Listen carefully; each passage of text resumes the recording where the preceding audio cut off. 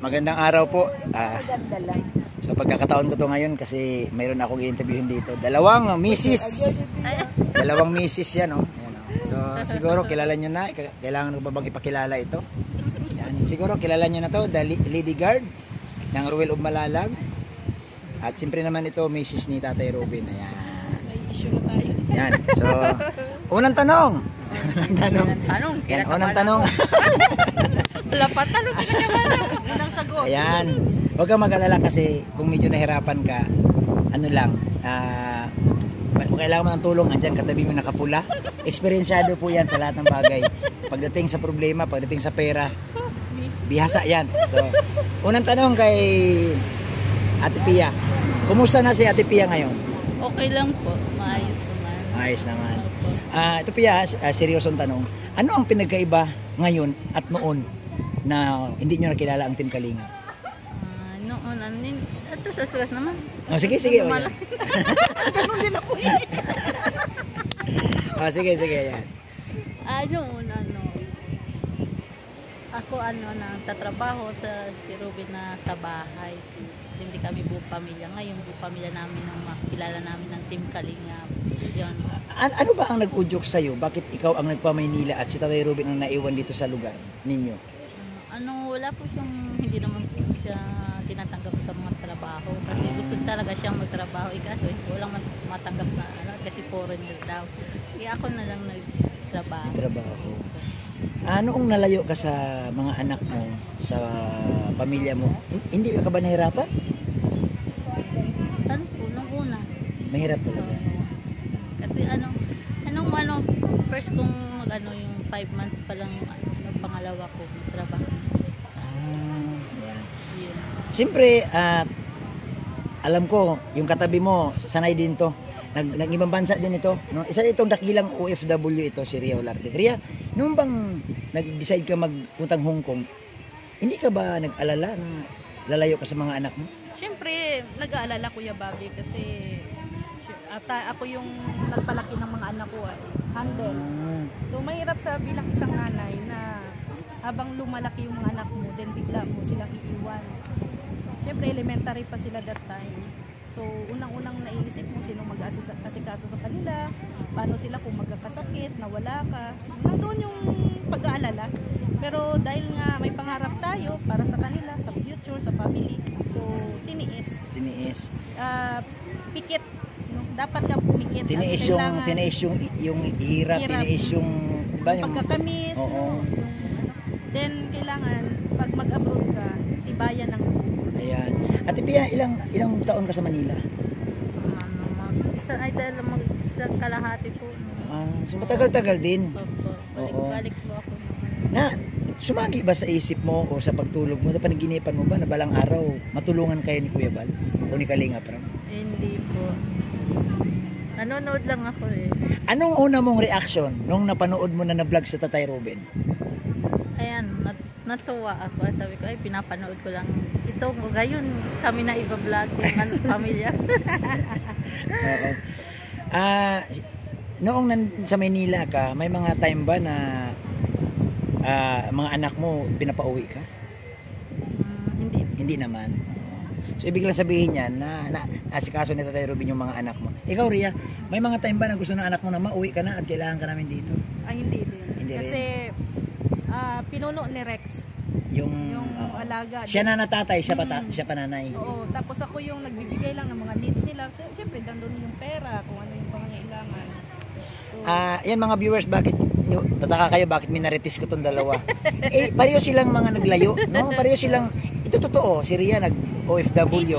8 years. Ito naman si Ate Pia, nagtrabaho din sa Manila, iniwan din si Tatay Robin sa lugar nila. So bakit ko ba tinatanong ito? Mahalaga kasi ito para sa akin, para kung ano yung sasabihin ninyo, maramdaman din ng iba na talagang, lalo na yung magpapamilya, sasabihin nila ang hirap din pala talaga no, na dahil sa kahirapan, kailangan isa sa inyo ang lumayo, isa sa inyo maghanap buhay. Oo, kasi hindi naman tayo mayaman Kuya Bobby na malawak yung ari-arilan. Hindi, ang sabi nila kasi ang mga ularte mayaman eh. Ay, hindi naman.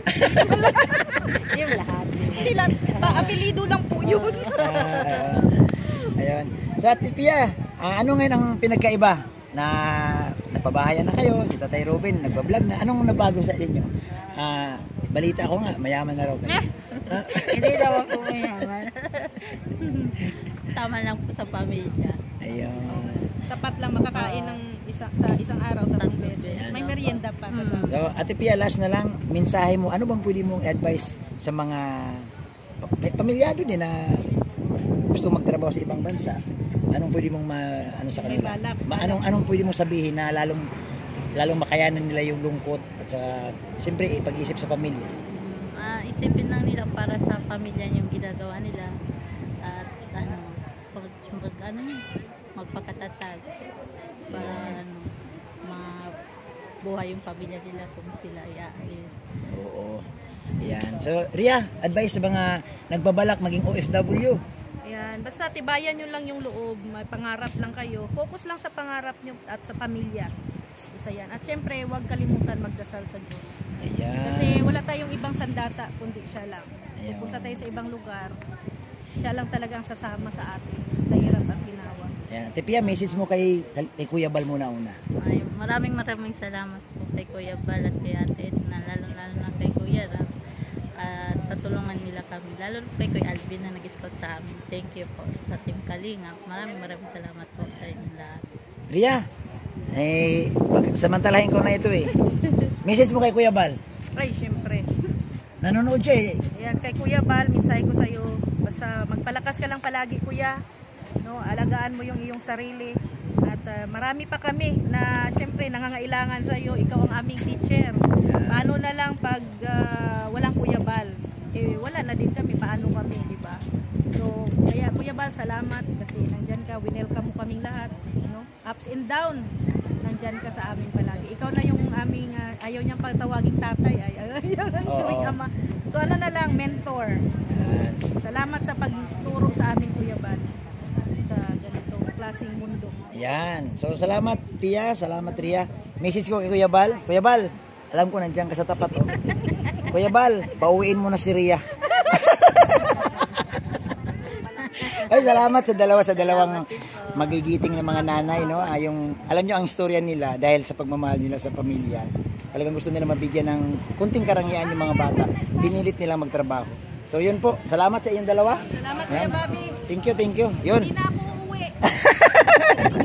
So hindi na natin si Ria pauwiin. So ito po, salamat sa lahat no na nakausap natin no, si Ate Pia at saka si Ria Olarte. Yan. Siyempre interviewin din natin dito. Walang iba.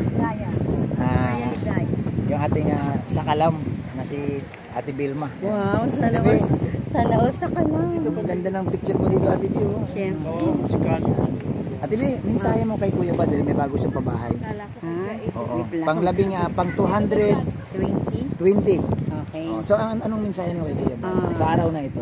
Siguro masasabi ko lang sa ating founder, no? Hanggat may mga taong lumayakap sa ating ginagawang adikain ni Dama, Kuya Bal, laban lang sa lahat ng pagsubok na dumarating. Alam ko naman, walang ibang ano dyan kundi ang Team Kalingap talaga.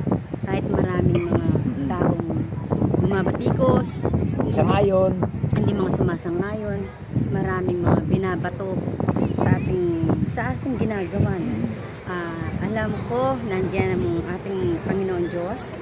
Siya ang higit nagagabay sa atin, lalong-lalo na sa ginagawa natin pagtulak. Kaya Kuya Bal, nandito lang po kami bilang mga team or isang member. Oo, isang member na nandito po kami laging nakagabay sa iyo. Kaya laban lang tayo, Kuya Bal. No? Salamat. Isa rin ako sa naging bahagi ng Kalingap, Kuya Bal. Ayan, sarap na mensahe ni Bill. Talagang kung gaano kaganda yung kanyang sinasabi. Ganda ng kaganda yung kanyang salamin. Ay, wow. Mapula-pula. Salamin nila. Ay, salamat sa iyo ha. Thank you. Ayan, so nakapag-interview, 3 na sila ng ating natanong. So maraming salamat. So nandito pa rin kami. Napakaganda ng lugar. Ayan, ganda ng lugar. Ayan. Salamat po. Bye-bye.